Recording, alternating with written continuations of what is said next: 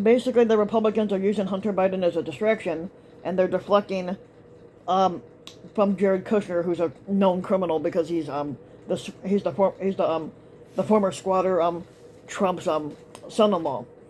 Now, GOP's sick new goal: get Biden to break down emotionally over Hunter Biden's imaginary laptop to distract from Kushner's corruption.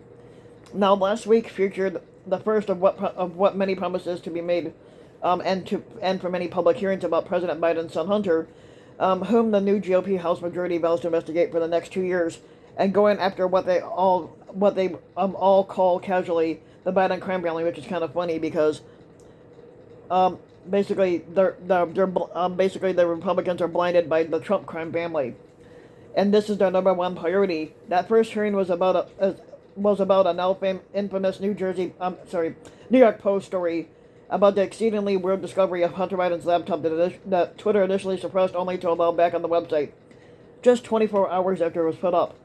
This incident, they claim, has become evidence, if you want to call it that, and that proves Twitter was working on behalf of the Biden campaign and its alleged allies in the woke FBI and Department of Justice (DOJ) to cover up the Biden's corruption. Yeah, but they don't say anything about people covering up Trump's corruption. Now, that hearing fizzled out, however, when it was pointed out that virtually everyone in politics, most especially Trump and his administration, were constantly asking Twitter to remove tweets that they didn't want seen. In the case of Hunter Biden's laptop, Twitter made the decision itself. As it happens, the Biden campaign did seek to keep the nude pictures of Hunter, which had been found on the laptop, supposedly off the website. Yeah, I don't give a fuck, basically, about Hunter Biden's big dick, okay? All I care about is people investigating Trump and his crimes. Now, just as Trump had requested that Twitter remove a tweet from Chrissy Teigen, in which the model called Trump a pussy-ass bitch, which is exactly what Trump is. Now, this was just the opening salvo. The committee plans to throw up a smokescreen on this Hunter Biden pseudo-scandal so thick that the public will eventually believe there must be something to it, even though they have no idea what the fuck they're really talking about. Now, this is a patented GOP tactic that they honed to perfection when Bill and Hillary, over the many years, and they had contributed mightily to the email scandal that they think brought her down in 2016. And they will never stop pushing this as long as Joe Biden is in office. As we mentioned before, they know that Biden is extraordinarily sentimental about his children, and they see him as a doddering old fool, which is exactly what Trump is. I think one of the goals of the GOP is to get Joe Biden to break down emotionally over Hunter Biden's laptop, and more than likely that would never happen. Now, none of this is to say that Hunter Biden didn't engage in a series of business dealings that created the appearance of a conflict of interest, but some of which coincided in some cases with his well-documented history of substance abuse.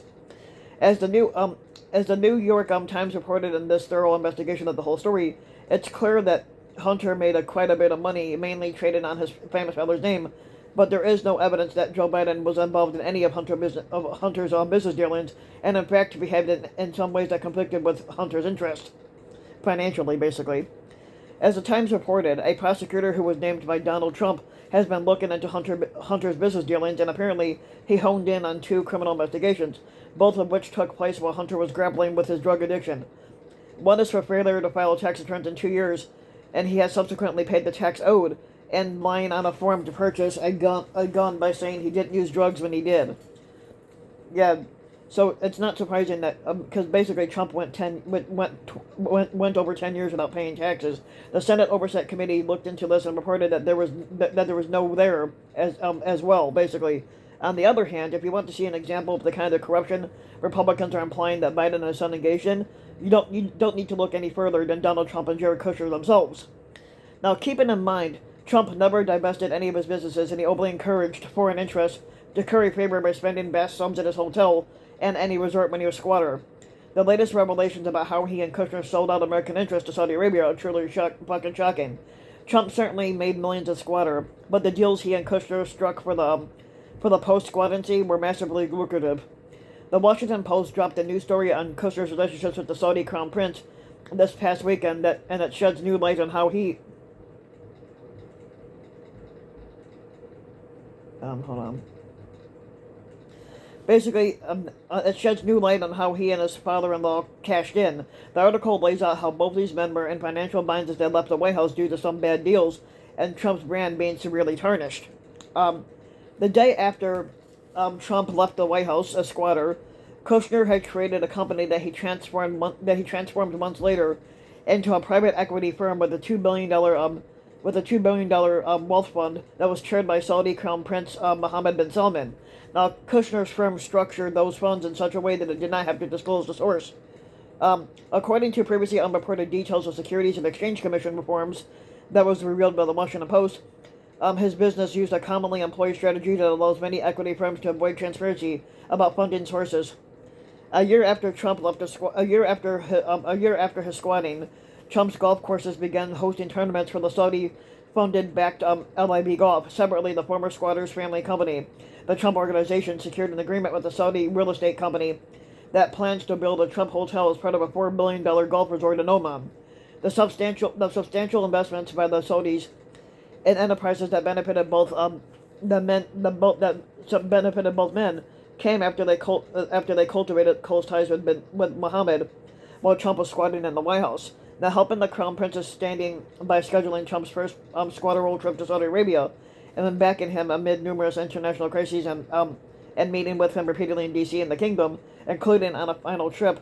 Kushner took a final trip to Saudi Arabia on the eve of the January 6, 2021 clan attack that Trump incited. Now, the article traces Kushner's push for a special relationship with Saudi Arabia to the earliest days of Trump's squatting, and it shows how he worked assiduously throughout that term, up until the very final days. The quid pro quos are laid out in the story, but frankly, we don't know how much information that Kushner was sharing on his private line to the Crown Prince over the years. There was certainly plenty of suspicion about that, and recall that Trump had to personally order that Kushner be given a top security clearance that he was not qualified for. Now, we are talking about billion-dollar agreements here, and not some penny deals from 5 years ago that were never consummated, as in the Biden case, and this is still happening as we speak, while Trump is running for squatter again, and we know that he will lose this time. Now, the chairman of the House Oversight Committee appeared on ABC's This Week with George Stephanopoulos, and he was asked about all of this. Now, Kushner has never answered any questions about this $2 billion Saudi deal with any authority, whether legal or congressional. And Trump hasn't answered any questions about the LIB golf tournament with Saudi Arabia either, and what they both did goes far beyond influence peddling. There is ample evidence that Trump and Kushner both sold out their country's interests for personal gain.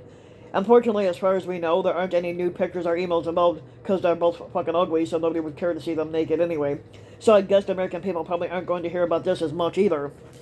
So basically, it's basically they're trying to backspin. Basically, Hunter Biden, who's done lesser crimes, basically they're trying to go after him, and hopefully they're hoping that President Biden will break down and cry over this. But Biden has dealt with tragedy before, so I'm guessing he's not going to be a pussy on the damn stand crying while Trump is. But if you like the video, you can give the video a like and subscribe to my channel, RBW King. You can also hit the notification bell so that you'll be notified when a new video comes out. And you can also leave a comment, let me know what you think. Also, if you want to support my work even further, you can donate to my Patreon link, which you can find on the About section of YouTube, and for just a little as a few bucks a video. Your donation can help go a long way, and thanks for listening.